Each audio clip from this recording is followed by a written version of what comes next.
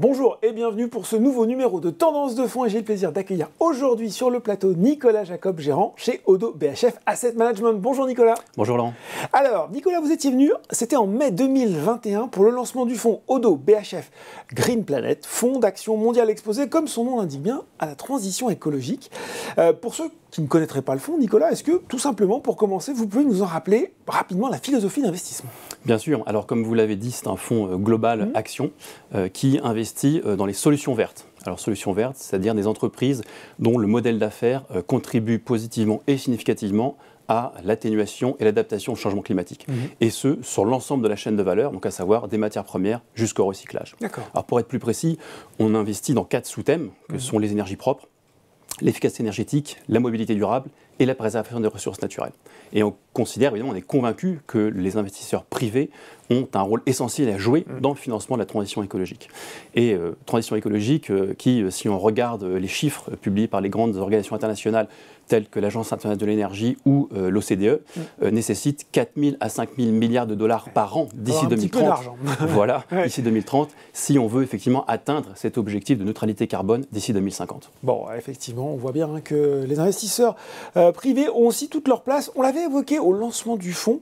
Justement, cette thématique de transition écologique, elle intéresse énormément les investisseurs et pour conséquence, de nombreuses sociétés du secteur, déjà parfois bien, voire très bien valorisées. Sauf que vous avez un atout supplémentaire pour trouver la perle rare, un processus d'investissement en partie basé sur l'intelligence artificielle. Alors on entend parler beaucoup en ce moment d'intelligence artificielle. Comment ça fonctionne concrètement ? Oui, alors effectivement, c'est une partie importante de notre processus d'investissement repose sur l'intelligence artificielle. Donc en fait, on utilise des algorithmes de traitement du langage naturel, dit NLP, pour aller identifier les entreprises qui correspondent le plus, au plus près de notre thématique de transition écologique. C'est votre chat GPT à vous, c'est ça un petit peu ? Alors c'est un peu moins évolué probablement. Mais voilà, donc l'idée c'est d'aller détecter ces entreprises qui correspondent à notre thématique. Et là aussi, sur l'ensemble de la chaîne de valeur, entreprises de toute taille, de toute implantation géographique et y compris des entreprises en transition. Donc c'est vraiment un outil assez robuste et qui permet, encore une fois, de détecter des entreprises avant que le marché ne s'y intéresse. Oui, c'est ça. Voilà, donc c'est un peu la puissance effectivement de cet outil. Exactement. Et c'est particulièrement vrai sur les entreprises qui sont mal suivies par les analystes financiers, par exemple, ou des entreprises en transition, c'est-à-dire qui proposent déjà des solutions vertes, ce que l'on recherche, avec de la forte croissance. Mais et nous, on pense que ce sera probablement des leaders de demain pour notre thématique de transition écologique. Voilà. Alors après, évidemment, l'intervention humaine reste essentielle dans le process, puisque c'est notamment l'équipe de gestion qui détermine, si j'ose dire, le carburant de l'algorithme, puisqu'on définit un champ sémantique d'environ 700 mots-clés pour définir, d'après notre définition à nous, notre vision à moyen et long terme de la transition écologique. Et évidemment, cet outil nous permet aussi de travailler au départ sur un univers global, on l'a dit, et donc de restreindre cet univers sur à peu près 300 valeurs donc d'univers investissable.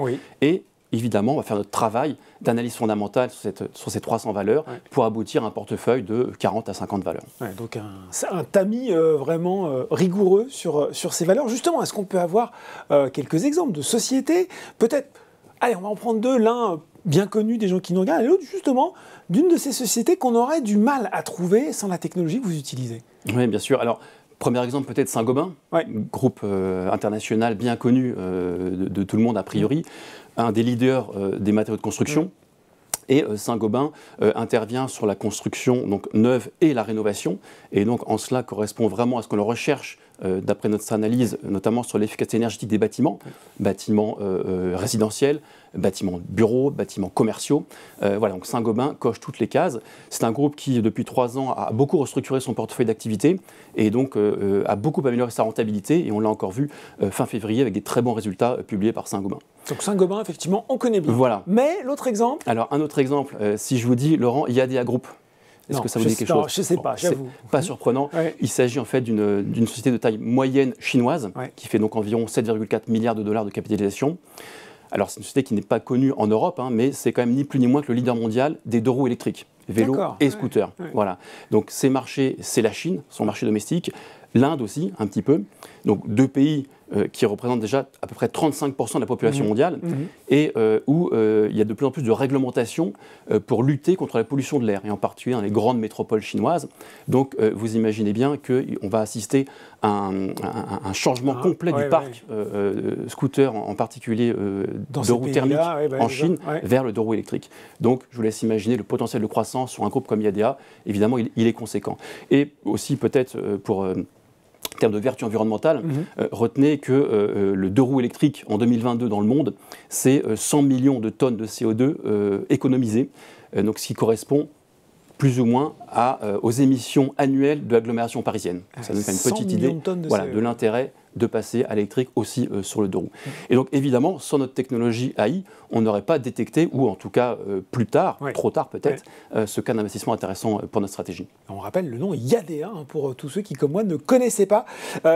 On se doute que cette thématique de la transition écologique, elle se fait sur le long terme. Quand même, Nicolas, il faut qu'on parle un petit peu de l'année 2022. Elle a été marquée par la très bonne performance des énergies fossiles, du secteur de la défense. On n'est pas vraiment dans l'ambiance Green Planet là. Est-ce que ça a eu un impact sur votre façon de gérer le fonds ? Alors vous avez raison, 2022, effectivement, ces secteurs ont bien performé.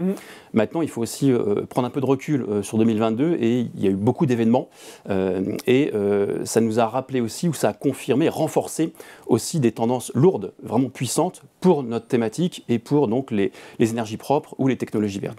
Alors, si je reprends dans l'ordre, évidemment, confirmation, s'il le fallait, que le changement climatique est bien à l'œuvre. On a connu en France et en Europe et ailleurs des sécheresses à répétition. Des feux de forêt géants, des canicules. Ça continue même en hiver, puisque là, en France, on a battu un triste record, si j'ose dire, puisqu'on a connu 32 jours sans la moindre goutte d'eau au début 2023. Et déjà quelques incendies aussi. Et déjà, effectivement, c'est même assez exceptionnel. Bon, premier point. Deuxième point, les points économiques. Puisque là aussi, le déclenchement de la guerre en Ukraine a enclenché une hausse significative de prix des énergies fossiles.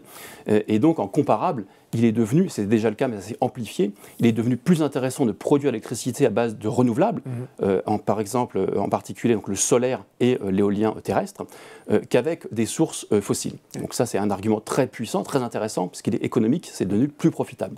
Et enfin, la géopolitique, là aussi, l'événement tragique en Ukraine a, je dirais, agi comme un signal d'alarme pour l'ensemble des gouvernements dans le notamment monde, quasi, et en Europe en particulier, sur la nécessité d'avoir une indépendance et une souveraineté en matière d'approvisionnement énergétique. Et là aussi, je vous dirais quel est le meilleur moyen d'être indépendant énergétiquement que d'avoir recours aux renouvelables, puisque le soleil, le vent ne sont pas des ressources qui s'importent. Voilà, donc ça c'est clé. Et cette conjonction d'éléments va aussi de pair avec des plans de soutien massifs de la part des grands gouvernements, principales puissances dans le monde. C'est le cas aux États-Unis avec l'IRA, donc l'Inflation Reduction Act, qui a été présenté en août 2022 par l'administration Biden. En Europe, on avait déjà plusieurs plans, et la semaine dernière, la Commission a donné aussi de nouveaux objectifs en matière de décarbonation de l'industrie européenne et aussi d'approvisionnement de matériaux critiques. Donc tout ça fait que le contexte aujourd'hui est devenu d'autant plus favorable à la thématique et aux entreprises donc, qui proposent des solutions vertes. Bon, le contexte y reste favorable. Il faut qu'on parle aussi peut-être une question un petit peu plus pointue, un peu plus technique, mais elle est importante parce que finalement, on le sait, là aussi, la tendance est lancée. Les investisseurs, ils seront amenés à rencontrer de plus en plus ce terme. Ce fonds, ODDO BHF Green Planet, il est article 9 au sens de la réglementation SFDR. Alors non, ne fuyez pas. Les gens qui nous regardent se disent ça y est, non, ça se fait pas. Est-ce que vous nous expliquez très simplement ce que ça signifie, ce que ça implique dans votre façon de gérer, alors que justement, et les gens qui nous regardent là aussi en ont peut-être entendu parler, en 2022, beaucoup de fonds article 9 ont été dégradés en article 8. Il faut qu'on fasse le point là-dessus. Oui, tout à fait. Alors, vous avez raison, on a assisté fin 2022 à une dégradation effectivement d'un certain nombre de fonds article 9, article 8. Alors, peut-être déjà pour commencer... Pour cadrer le débat. Exactement, poser les bases de la réglementation. Donc, la réglementation européenne sur la finance durable. Donc, il y a 3 catégories de produits, de fonds. L'article 6, la première catégorie, où là, on ne prend pas du tout en compte les aspects extra-financiers, pas de critères ESG. C'est clair. L'article 8, où il y a prise en compte des critères ESG, mais il n'y a pas d'objectif d'investissement durable en tant que tel. D'accord.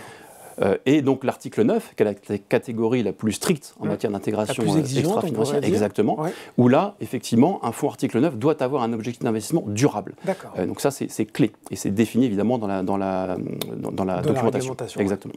Alors, notre fonds Odo BHF Green Planet, oui, on est resté article 9. On a confirmé notre statut article 9, compte tenu de notre process d'investissement qu'on a décrit brièvement, qui est robuste, et notre objectif d'investissement durable, encore une fois, qui est de financer la transition écologique. Donc ça passe par déjà une sélection de valeurs qui correspond forcément à notre objectif d'investissement durable, et donc par exemple, à fin février, l'exposition aux solutions vertes de notre fonds est de 94%. D'accord. Et on a également un benchmark aujourd'hui, un indice de référence, qui est le MSCI ACWI Climate Change, donc qui est un indice officiellement reconnu par la réglementation comme étant un indice de transition climatique. Donc là aussi, on est parfaitement aligné avec notre objectif d'investissement durable. Donc ça, c'est vraiment la base pour notre fonds. Et évidemment, au-delà de ça, on intègre les critères ESG dès le départ. La notation ESG, exactement. Gouvernance, voilà, des critères de notation, d'exposition aux controverses, de l'exclusion sur des critères environnementaux assez stricts. Et on va aussi publier des indicateurs, par exemple, sur l'exposition aux objectifs de développement durable des Nations Unies, les fameux ODD. Donc ça peut être l'ODD numéro 7 sur les énergies propres, par exemple, ou encore l'ODD numéro 12 sur la consommation ou la production responsable. Voilà un peu notre approche et donc notre façon de faire, et donc on est article 9. Bon, voilà, et on espère que c'est un petit peu plus clair. Et puis, on le dit, de toute façon, ce distinguo où vous allez être amené de plus en plus à devoir vous l'approprier. Merci Nicolas, en tout cas, pour cette présentation de Odo BHF Green Planet, pour ces explications très claires sur votre philosophie et vos méthodes d'investissement. Merci Laurent. Tendance de fond, c'est fini pour aujourd'hui, mais on se retrouve très bientôt pour un nouveau numéro.